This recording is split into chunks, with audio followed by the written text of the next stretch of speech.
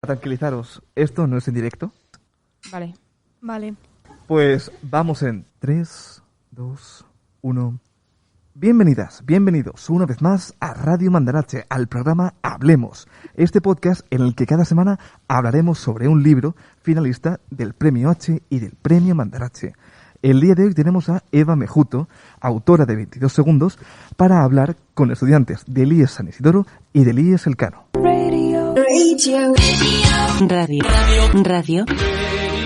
Radio Show. Y aquí estamos, una vez más. Mi nombre es Iván Bertaccini y nada me hace más ilusión que presentar este cuarto programa de la segunda temporada junto con esta mesa tan maravillosa. Hoy tenemos a Álvaro, bienvenido. Buenas, ¿qué tal? ¿Cómo estamos, Álvaro? ¿Qué te cuentas? Pues muy bien, la verdad es que un poco nervioso, pero... ¿Un poco nervioso? Bueno, muy bien. Muy bien, Álvaro, eres del IES Elcano, si no me equivoco. Sí. Al igual que tu compañera Candela, bienvenida. Hola, buenas. ¿Cómo estamos, Candela? ¿Qué te cuentas? Un poco nerviosa, pero bien. Parece que hoy todo el mundo está nervioso. Claro, es nuestra primera vez, bueno, la segunda, pero... Hay que decirlo, sois veteranos en esto del Radio Mandarache, ya grabasteis un podcast con nosotros. Sí, entrevistamos a David Monteagudo sobre su novela Fin. Bueno, está bien. ¿Qué tal? ¿Cómo estamos, África? Hola, buenas. Muy nerviosa. Vale, tenemos un poco de nervios y muchos nervios. Sí. Este es mi primer podcast, yo no soy veterana como mis compañeros. Bueno, tú tranquila, que estoy seguro de que según vayamos hablando, la grabación hará que te sientas más cómoda y esto fluya mejor. Así que tú, ningún problema, este podcast es tuyo y vamos a disfrutarlo mucho. Y para eso contamos, cómo no podría ser de otra forma, con Eva Mejuto, autora de 22 segundos. Bienvenida. ¿Qué tal? Muchas gracias. Conexión telemática Galicia-Cartagena, pero te podemos ver, te escuchamos y estamos hablando contigo. ¿Cómo estamos? ¿Qué te cuentas? Pues nada, pues aquí súper contenta de poder estar con vosotros, de dialogar sobre el libro y bueno, son 1000 kilómetros los que nos separan, pero yo me siento como si estuviera ya allí. Ya tengo el billete de avión para visitaros y por mí, vamos, yo ya estoy con vosotros. Hola, soy Eva Mejuto, soy escritora y mi obra 22 segundos está finalista del Premio H de Cartagena.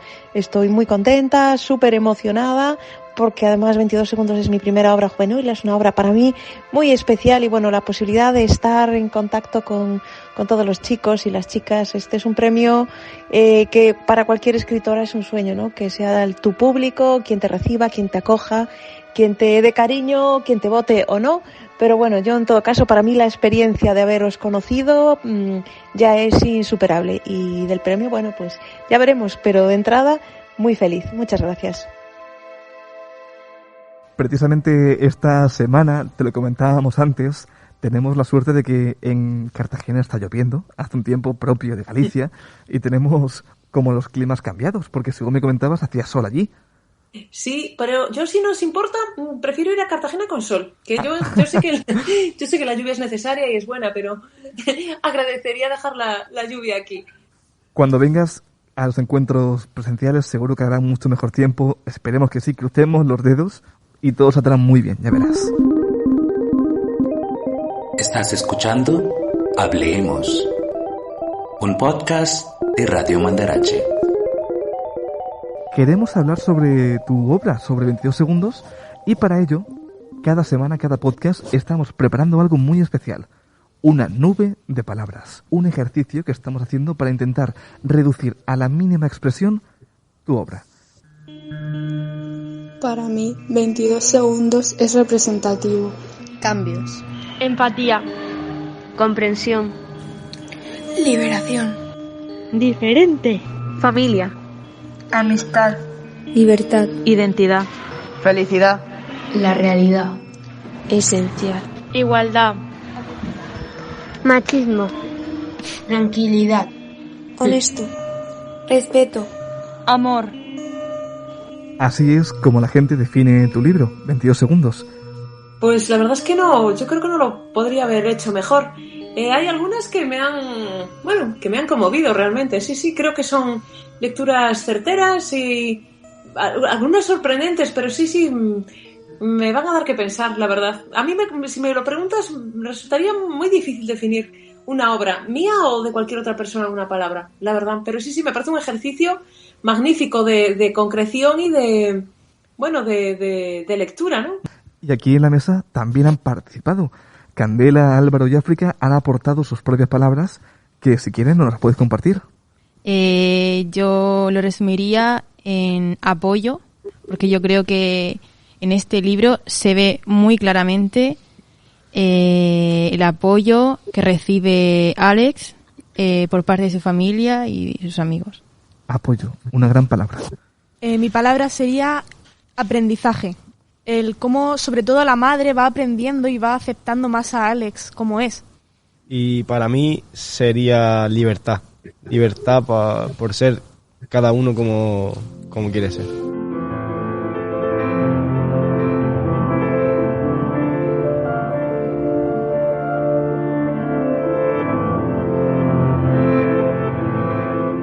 He de decir que la palabra libertad, en estos audios, he puesto la mayoría de los que nos han enviado, compañeros, estudiantes, profes, que se han leído el libro y que les ha gustado, pero no son los únicos. Hay unos cuantos que se han quedado fuera porque repetían la misma palabra o el mismo concepto, y de hecho el de libertad ha salido mucho. Tenemos un segundo audio para eso. Libertad. Liberación.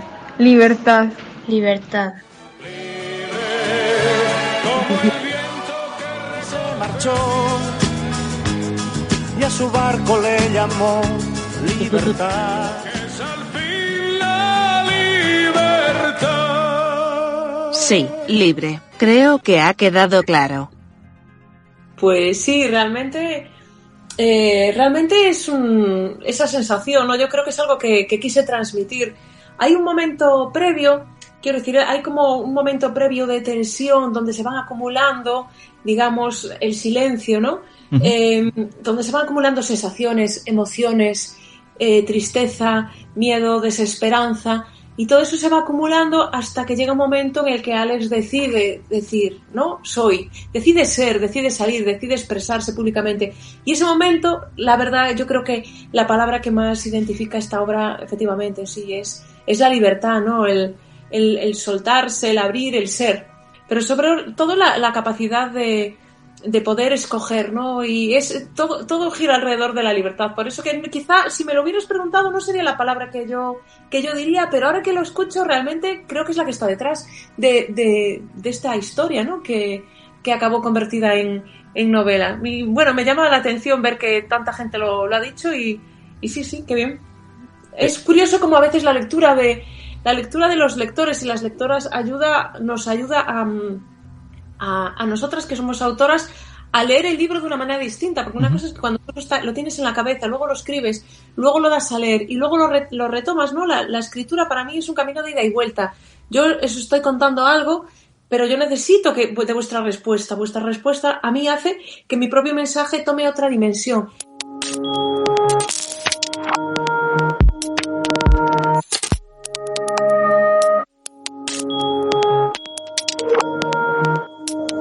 Creo que lo que comentas es tal cual lo que queremos conseguir y transmitir con la nube de palabras, porque al final buscamos varias voces, varios puntos de vista, varias perspectivas que pudiesen arrojar algo más plural acerca de la novela. Un poco intentar ver cómo se ve desde distintas vidas y distintos ojos.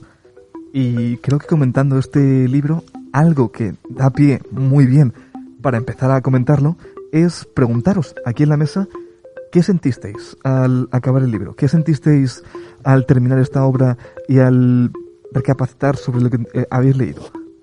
Pues al principio del libro pues me da un poco de rabia que Alex no se podía expresar como realmente era, pero cuando ya se va desarrollando el libro y cuenta el final y todo,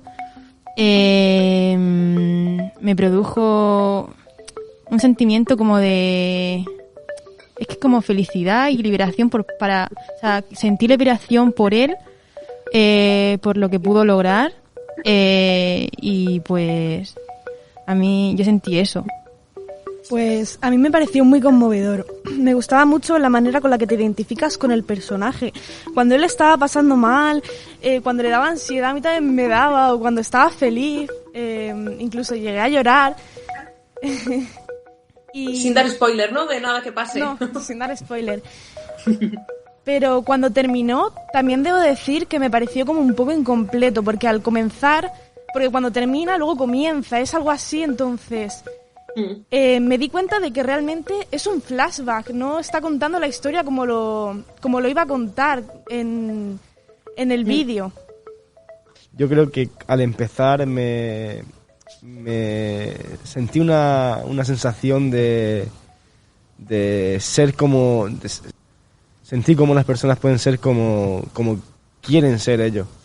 O sea, la libertad de ser como tú crees que eres.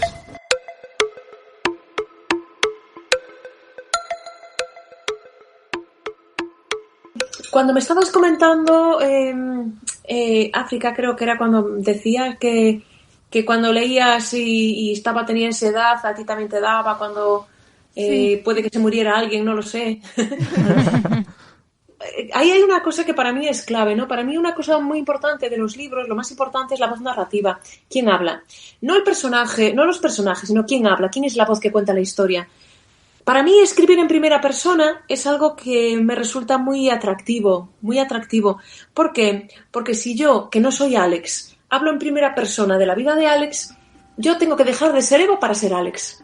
Yo no soy actriz, nunca he actuado, pero me imagino que es algo parecido, estar en un escenario o delante de una cámara y dejar de ser tú, de tener tu cuerpo, de tener tu gestualidad, de tener tu forma de hablar, para dejar de ser otra persona, porque estás dejando de ser tú, ¿no? Entonces, para mí cuando escribo es algo parecido.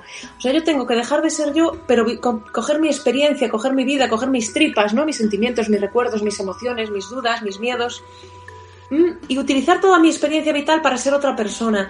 Yo escribo en primera persona, porque si yo escribo en primera persona, hago el ejercicio de una manera mucho más intensa de ser esa persona. Entonces, si yo soy Alex...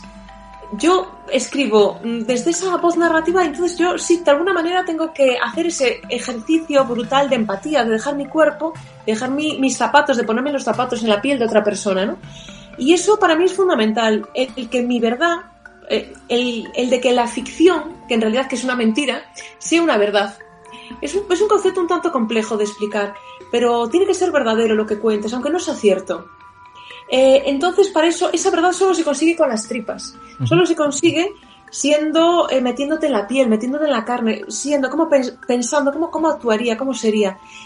Entonces, cuando alguien me dice es que yo me emocioné, o es que a mí me dio rabia, o es que yo sentí, para mí es un triunfo, es un logro, porque de alguna manera he conseguido, aunque sea puntualmente, no en toda la obra, ni no en todas las personas que lo lean, pero sí el que vosotros dejáis de ser vosotros para ser esa persona. Cuando te pones a escribir una obra, hay un trabajo de investigación, pero es una investigación que no siempre es... en este caso, pues yo estuve hablando con mucha gente trans durante mucho tiempo, estuve escuchando los canales de YouTube. Después llegó un momento en el que necesité también entrevistarme, quiero decir, durante tiempo escuchaba los canales de YouTube y tenía a todos los chicos, a Aidan, a Joseph, a Jonathan, que iban contando su día a día, y su día a día era mi día a día, porque yo lo escuchaba todos los días. Llegó un momento en que necesitaba tener más voces, ¿no? Entré en contacto con un grupo de chicos trans y me entrevisté con ellos, sobre todo uno, es muy especialmente, que es Marcos, que es el chico que está en la portada.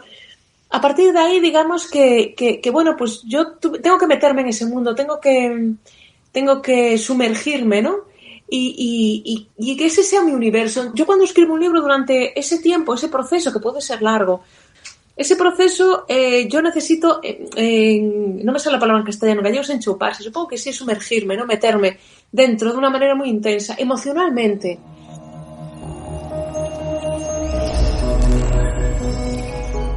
Estás escuchando Hablemos, un podcast de Radio Mandarache. Para mí otra de las cosas importantes, aparte de la voz narrativa, es la arquitectura, la estructura que sostiene un libro, igual que una casa, ¿no? ¿Cómo es la estructura? ¿Cómo son los capítulos? Yo tenía claro que en 22 segundos yo quería que fuera una historia circular. ¿Una historia circular qué es? Que empiece y acaba de la misma manera. Y en realidad 22 segundos hay una parte que está sin contar. De hecho, 22 segundos es la mitad de la historia, ¿no? Por eso cuando habéis dicho que te pareció incompleta, es que tiene razón, está incompleta. Porque dice Alex, voy a contaros mi vida, voy a contaros el viaje hacia mí mismo. Está hablando del futuro, no está hablando del pasado. Voy a contaros el tránsito, mi viaje, mi vida, mi camino hacia mí mismo. Os voy a contar diariamente lo que va a pasar. Y no lo llega a hacer. En realidad el viaje no es hacia adelante, es un viaje hacia atrás. El viaje hacia atrás de 22 segundos es el viaje que hace que nosotros entendamos todo lo que ha sucedido hasta llegar a ese momento. El de la salida del armario, por así decirlo, ¿no?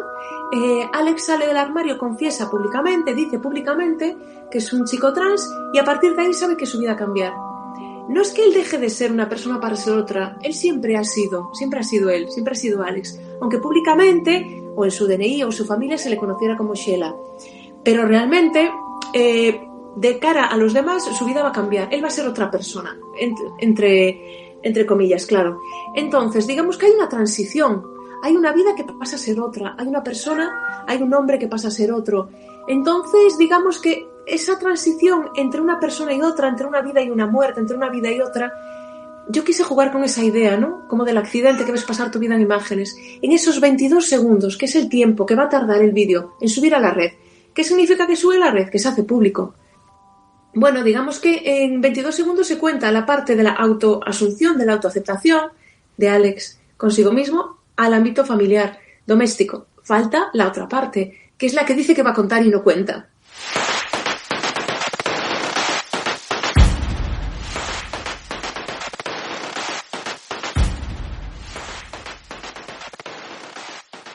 Wow, la verdad es que has adelantado un montón de temas que queremos comentar. Ay, tengo tendencia, lo siento, me pasa a veces. Al contrario, es maravilloso y me encanta escucharte, es casi hipnótico ver cómo cuentas el libro. Y hay muchas cuestiones que has comentado acerca de la empatía y cómo sentir el libro, que creo que es la clave. Y lo que comentaba África acerca de entender el libro como algo que le pase a ella, a sentirse como el protagonista, lo que tú comentabas, tanto como escritora como lectora. La empatía es fundamental en este tipo de libros. Y cuestiones como el apoyo, o la cuestión de el abuelo y figuras como Ana. Sí, a mí me gustaría hablar un poco de eso, sobre la importancia de estas figuras como el abuelo o Ana, que han sido un apoyo muy importante para Alex. Me gustaría comentar un poco esto. ¿Qué te parece? O sea, ¿crees que es importante este apoyo incondicional que tienen Ana y el abuelo hacia Alex? Sí, es que yo creo que además para mí la figura del abuelo es una figura fundamental. Yo no conocía a mis abuelos, solo conocí a una abuela con 6 años y yo si tuviera un abuelo, si hubiera tenido un abuelo, me hubiera gustado que fuera como el abuelo de Alex. ¿Por qué? Pues porque yo creo que hay una tendencia que tenemos en nuestra sociedad en pensar que la gente mayor es muy conservadora, que es muy carca, que no entiende nada. Y yo creo que no, que todo lo contrario. Yo creo que a la gente mayor que ha vivido mucho, que tiene mucha experiencia en la vida, yo creo que le resulta más fácil entender qué es lo importante y qué es lo no importante. Por ejemplo, ahí se contrapone. El abuelo tiene claro, a mí no me importa que seas chico o chica, que seas yo tener un nieto, tener una nieta, yo lo que quiero es que seas feliz y que seas buena persona, punto. Es lo que me importa. No me importa el que dirán, no me importa qué pasa. La madre ya le preocupa más o a la abuela, ¿no? Pero yo creo que eso es a lo que a mí me gustaría aspirar como persona. El llegar a un momento de mi vida en el que yo fuera capaz de que me importara un bledo, por decirlo así finamente, lo que opinen los demás. Me refiero a lo que nos importa y nos condiciona la mirada ajena. Lo que nos importa, ¿no? Cómo condiciona nuestra vida lo que vayan a pensar los demás de nosotros. Y a mí eso es algo que realmente me molesta, ¿no? Me preocupa porque es algo muy de nuestra sociedad. En nuestra sociedad vivimos por el qué dirán. Y el qué dirán es algo que estaba pues en la época de mis padres, en mi época y que está ahora. Uh-huh. Todos deberíamos ser felices, ser y dejar ser.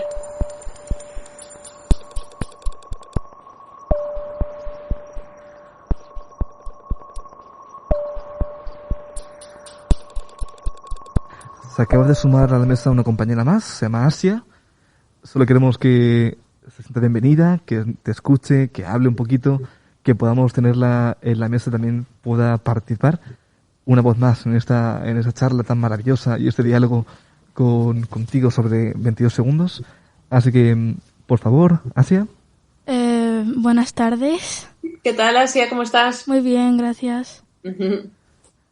Vale, pues solo por retomar un poco el hilo de la conversación, comentabas algo acerca de el apoyo y el rechazo que sentía la gente acerca del libro, la obra y los temas que se tratan, ¿verdad, Álvaro? Sí, bueno, antes de publicar la novela, ¿pensaste que podría generar cierto rechazo o desaprobación por una parte de la sociedad? Sí, la verdad es que sí. Me gustaría que no, pero sí que lo pensé. Me gusta decir que no, que me daba igual, pero no, sí que lo pensé. Yo esta obra la escribí en el 2015, si no me equivoco.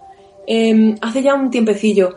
Y una época, cuando yo empecé a trabajar este libro, el tema de la cuestión trans en menores y en familias era un tema que no era no era un tema muy mediático, era una realidad bastante escondida. A partir de ahí, cuando ya estaba el libro en la imprenta, no sé si vosotros os acordáis o lo llegasteis a ver, salió el autobús de Hazte Oír. Oh, sí, yo sí que lo vi.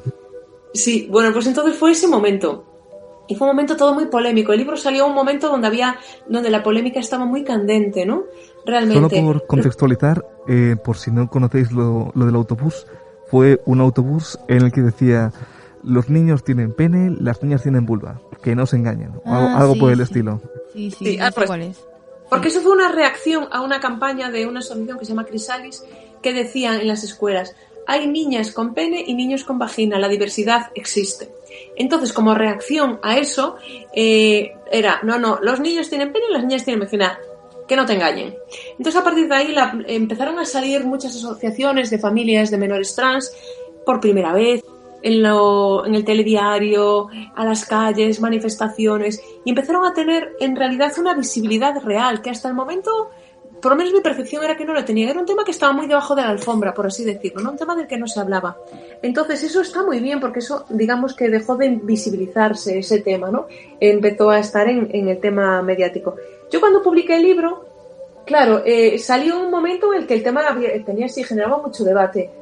Y yo tuve dudas, dije yo, es que no lo sé muy bien si lo voy a escribir y va a pasar todo el mundo y va a pasar desapercibido, o si me van a montar aquí un pollo, o si realmente va a ser problemático, o si me van a prohibir entrar en los institutos. Tenía ciertas dudas, pero bueno, yo creo que el libro es un libro, a ver, muy afectivo. Creo que es un libro, bueno, toca una realidad tan común, quiero decir, como la vida misma, y tan antigua como el ser humano. Y bueno, para mí la literatura es una manera de entender el mundo, de entenderme a mí misma, de entender el mundo que me rodea, de entender la sociedad. La sociedad es diversa, las personas somos diversas. ¿Por qué no voy a tratar en este libro? A ver qué pasa. Bueno, y lo que pasó realmente es que, por lo menos en Galicia, gracias al libro, este tema pasó a formar parte de un debate que ya se había iniciado, ¿no? Uh-huh. Entonces, las bibliotecas son espacios de libertad, son espacios para hablar, para tocar cualquier tema. Los libros nos sirven para muchas cosas, pero también son excusa para hablar de la vida en general, no solo del libro, de la calidad literaria de sí. Tiene una estructura, tiene una narrativa, unos personajes, sino también para tratar temáticas de todo tipo, ¿no? Y para mí también creo que fue muy, muy revelador, ¿no? Yo soy parte del colectivo LGTB, yo soy una mujer lesbiana, y para mí, cuando empecé a escribir este libro, me di cuenta de que muy poco conocía el colectivo LGBTQI. Entonces yo me di cuenta que yo muy poco conocía de la T, ¿no? De la gente que estaba en mi colectivo conmigo, que yo no conocía, ¿no? Había muchas cosas que ignoraba y con muchos prejuicios también. Yo soy parte de la sociedad, ¿no? Entonces, bueno, muchos prejuicios que existían alrededor de la transexualidad, pues yo también los tenía, ¿no? Y me di cuenta en el momento en el que empecé a hablar con gente, a escribir, pues me di cuenta precisamente de mis propias mochilas, ¿no? Para mí fue un ejercicio liberador también escribir el libro.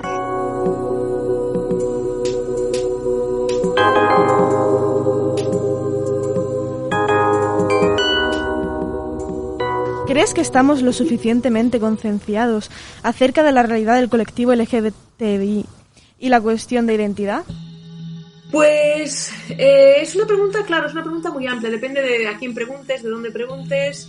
Yo creo que en general como sociedad hay una percepción positiva mayoritaria a favor de la diversidad. Sí que creo que es mayoritaria. Yo creo que la mayor parte de la sociedad está de acuerdo en que existimos personas de muy distintas maneras de ser, de querer, y que no somos ni mejores ni peores por eso. Es cierto que hay una parte minoritaria de la sociedad, pero que grita mucho. Hay una parte minoritaria, una parte de la sociedad que lo difícil, hay una parte en el libro que dice, lo distinto asusta, ¿no? Qué difícil es ir contra corriente, ¿no? Porque parece que hay gente que le da miedo salirse del camino. Entonces esa parte sí que está ahí. Pero como sociedad, yo creo que la sociedad ya está, en la sociedad nuestra ya existe una diversidad brutal, y no es solo de diversidad de racial, de capacidades, diversidad de género, de orientación, quiero decir, el mundo es diverso, es amplio. Como sociedad sí que estamos preparados, yo sí lo creo. Otra cosa es que tengamos que deconstruir un poco nuestro pensamiento, un poco mucho, porque vivimos en una sociedad patriarcal, una sociedad muy machista y muy que mira con desconfianza lo distinto. El problema es qué es lo distinto, qué es lo normal, qué es lo no normal.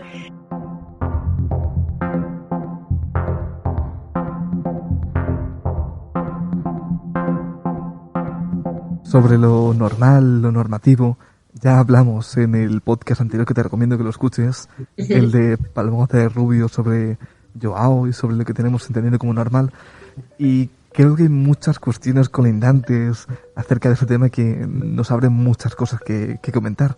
¿Verdad que sí, Candela?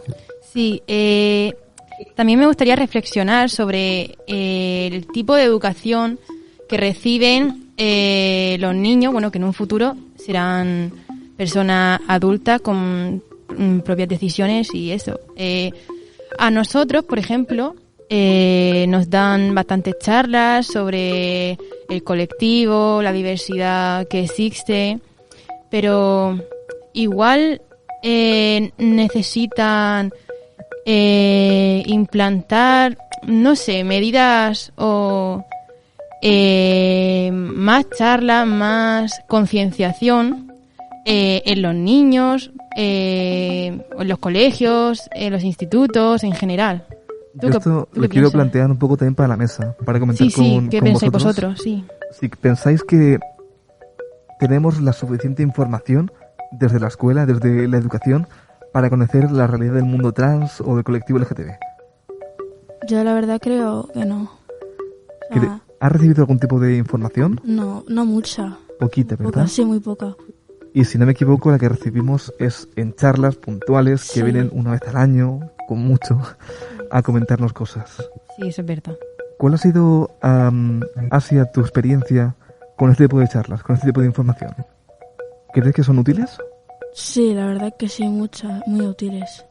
Sirve para la gente que no sabe muy bien cómo se siente, si tiene miedo a hacer cómo se siente, si tiene miedo a lo que le piensa la gente, lo que pensaba la gente, lo que él hará o algo así, tipo. Y esas charlas ayudan a que la gente salga del armario.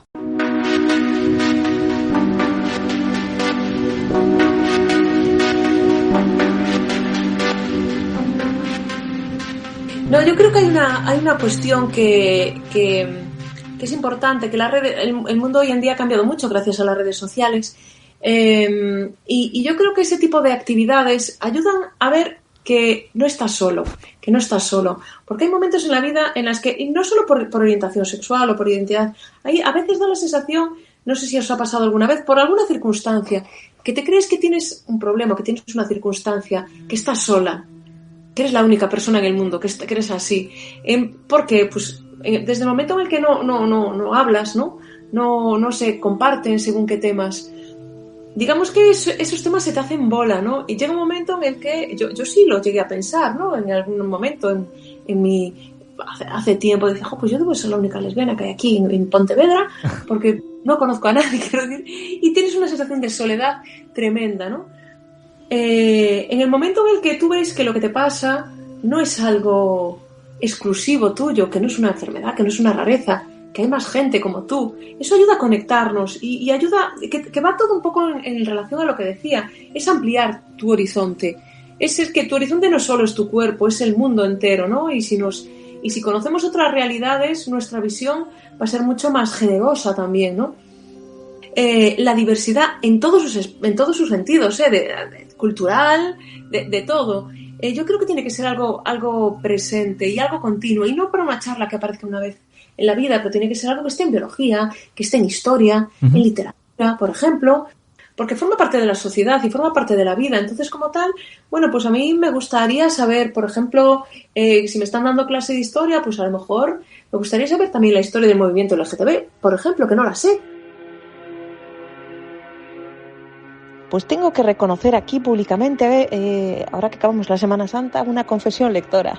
Pues mi madre, en mi casa había bastantes libros, porque mi madre compraba los libros del Círculo de Lectores y había de todo. A mi hermano le gustaban sobre todo novelas románticas a mi madre, y a mi hermano leía cómics y bueno, mi madre había unos libros que me decía que no, estos no los puedes tocar, estos son de mayores. Entonces yo, claro, aprovechaba evidentemente para leer los libros que eran de mayores, que eran prohibidos, que luego encima les ponía un folio por encima y para que no se vieran, y les ponía papel de periódico, y cuando mi madre me preguntaba que por qué forraba los libros, yo le decía que era para que no se manchasen, o para que no se les estropease la portada. Y bueno, entre uno de los libros prohibidos recuerdo El pájaro espino, que era la historia de un cura que se enamoraba de una chica. Bueno, una cosa así como muy dramática, que a mí, recuerdo en su momento, me había encantado.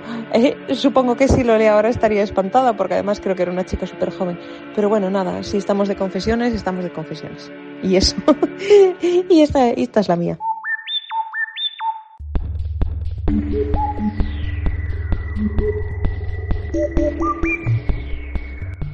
El tema de los menores, de las personas trans, bueno, pues había un dato, ahora mismo no lo recuerdo exactamente, ¿no?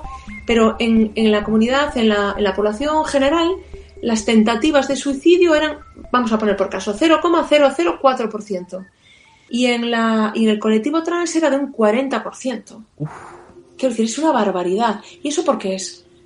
¿Eso por qué es? Es por algo. ¿Qué tenemos nosotros como sociedad de responsabilidad en eso? ¿Por qué pasa eso? Entonces, hay cifras que realmente nos asustan. Más del 80% del colectivo LGTB fue víctima de bullying en algún momento de su vida. Eso es una barbaridad, eso es muchísimo. ¿Eso por qué pasa? ¿Por qué sucede? ¿Por qué hacemos eso, no? ¿Por qué la sociedad permite eso? ¿Por qué desde la educación se mira para otro lado, no? Eso también depende un poquito del profesorado, también depende. Sí, del instituto, sí, de lo que... Sí. Depende también. Y cómo en los centros al final se toquen estos temas y cómo se integre a la gente del colectivo LGTB desde bien temprano. Que al final, creo que si en la escuela no aprendemos cómo relacionarnos con la gente del colectivo LGTB y cómo aprender la realidad más allá de lo normativo, pues tenemos mucho que perder. Sí, yo también creo que depende mucho en cuántos centros se imparten esas charlas. Porque puede ser que al equipo directivo del instituto no le guste o crean que no sea necesario. Y creo que ese también es un tema muy importante para visibilizar este colectivo. Aquí, de hecho, en la región de Murcia, por si estás al tanto, Eva, hay algo de polémica con las charlas que se pueden dar, que no se pueden dar y que a veces se censuran. Pero sin tener que abrir más melones, porque esto da para hablar 2 horas y 3 horas y 5 más. Sí, para la tarde, sí. Así que quiero lanzar solo una cuestión más, última, y ya cerramos con las últimas aportaciones de los compañeros de la mesa.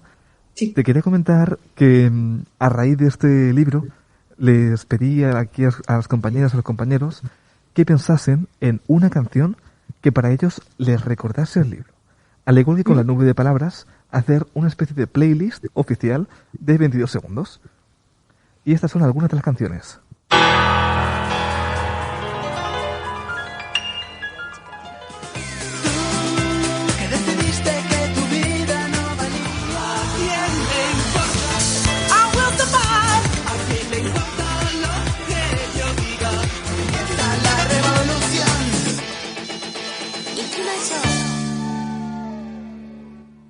¿Qué te parecen? ¡Qué chulas! Mira, ¿puedo aportar una yo a la playlist? Naturalmente. Pues mira, hay una canción que es muy importante dentro de 22 segundos que se llama Peras y Manzanas, que de hecho el libro nació por esa canción. 22 segundos nació después de yo haber visto un documental que se llamaba El sexo sentido, de Televisión Española. Todavía está disponible en Televisión Española a la carta. Fue la primera vez que yo tuve un contacto un contacto con la infancia trans, ¿no? Para mí hasta ese momento, siempre que oía la palabra transexual, pues lo reconocía, lo identificaba pues con prostitución, con un mundo muy outsider. Cuando vi ese documental me llamó mucho la atención porque realmente yo nunca me había parado a pensar, es cierto, niños de 3, 4 años que tienen claro que su identidad de género no se corresponde con el sexo asignado. Quiero decir, ahí fue cuando se me despertó. Esa canción, ese documental acaba con una canción de un cantautor trans que se llama Viruta FTM. Y esa canción se llama Peras y Manzanas, es súper bonita. Cuando yo puse Viruta FTM en YouTube, me saltaron los canales de YouTube FTM, Female to Male, que yo desconocía. Uh-huh. Y a partir de ahí fue yo que empecé a entrar en contacto con esos canales de YouTube, con los youtubers FTM. Y fue todo gracias a esa canción. Después conocí a Viruta, el cantautor, el chico que canta, que vino a Coruña hace unos años. Y a partir de esa conversación con él fue que nació 22 segundos. Yo creo que Peras y Manzanas sería la música de fondo que yo creo que debería sonar, ¿no? Cuando se hable de 22 segundos, porque para mí fue reveladora. Pues va para adentro de cabeza. Estoy seguro de que en cuanto la pongamos en redes para que la gente pueda escuchar la playlist, sonará una y otra vez.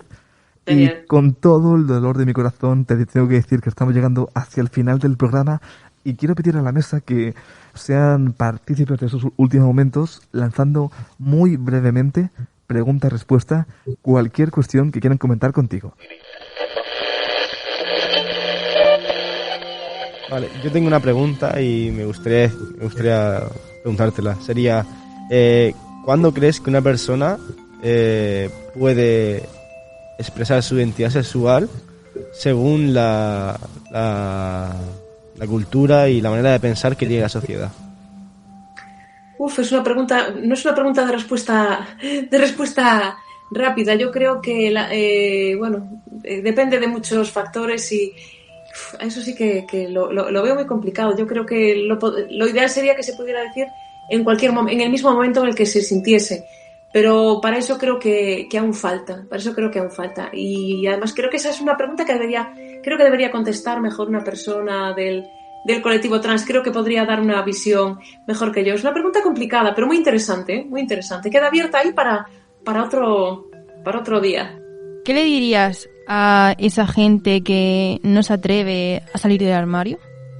A ver, depende de las circunstancias. Me gustaría decir que es liberador y que ser privada y públicamente lo que eres es lo mejor y lo más necesario, pero después también hay condicionantes en los que no todas las familias son iguales, no todas las familias son iguales de comprensivas, no todos los entornos y todos los contextos son igual de comprensivos. Debería ser fácil y debería ser liberador salir del armario, pero sin conocer el contexto. Yo conozco la mayor parte de la gente, el salir del armario fue lo mejor que le ha pasado en su vida. Otras que tienen una vida más complicada, yo diría que, pues a lo mejor hay gente que tiene que esperar a ser independiente para poder hacerlo. Esta es una pregunta sobre el libro.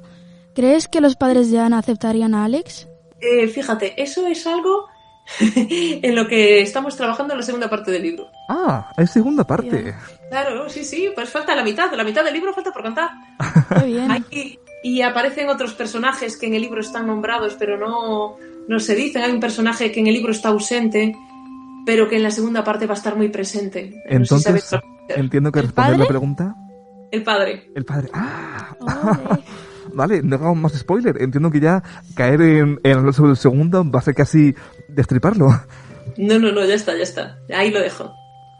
¿Cuál fue el capítulo que más te costó escribir? El de la muerte del abuelo. Ya lo dije. No, a ver, yo creo que si alguien ha llegado hasta este punto del podcast es porque se lo ha leído.